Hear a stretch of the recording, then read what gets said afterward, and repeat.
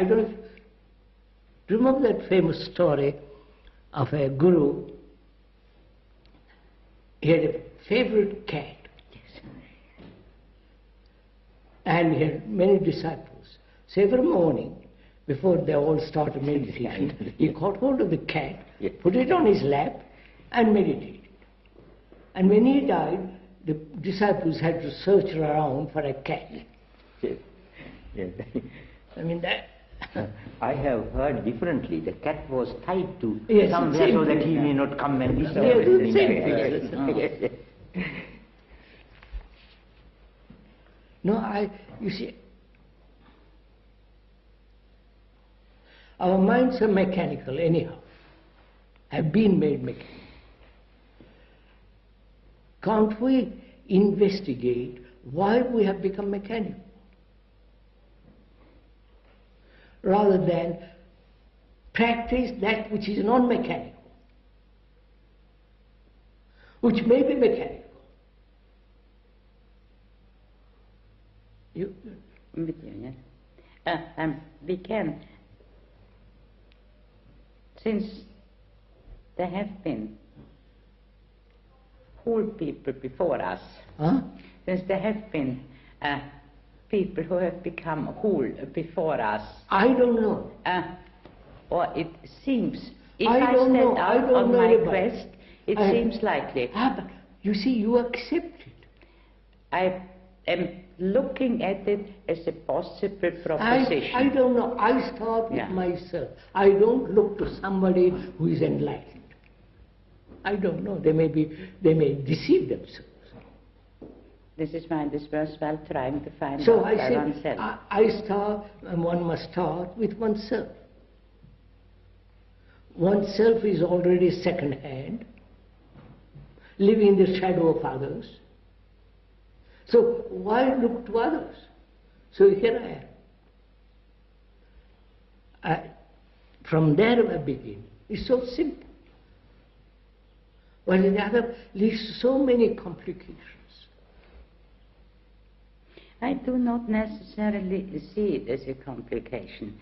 If I have an idea, there is something that is more than my illusion, my suffering, my general state of dissatisfaction, in which I am and which I have to face.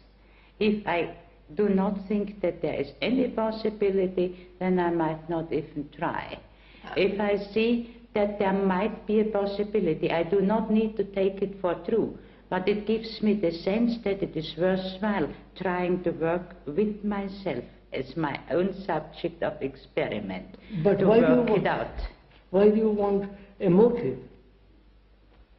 With that, I think it is almost impossible not to start with that motive, because that starts from self.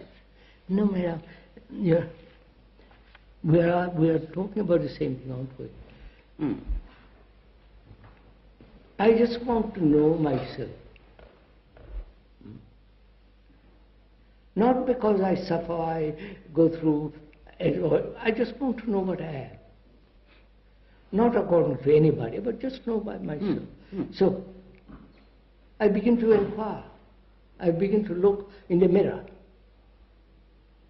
which is myself. In the mirror says, your reactions are these. And as long as you have these reactions, you're going to pay heavily. You're going to suffer. So that's all. So now, how am I, an ordinary human being, knowing all my reactions, ugly, pleasant, hateful, all the reactions one has, bring about an observation in which there is no motive to restrain or to expand reactions. I wonder if I make myself clear. Yes, yes. How am I to observe myself without a cause? Well, the cause generally is punishment and reward, which is obviously too absurd, like a dog being trained.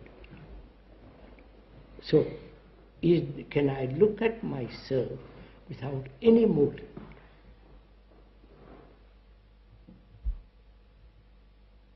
explain it. At this stage of inquiry, Huh? at such a state of inquiry where I'm beginning to try to do it, to start with, I cannot do it. I'm too conditioned. I know. I wouldn't admit, you see, you're always asking for help. No, but I can, in the same way as I can do a physical training too, I can be able slowly, but not immediately, to look, to bear the proximity of those things that I do normally not like to see in myself. I understand that, madam, which is like, I have no muscles to do certain exercises. Mm-hmm.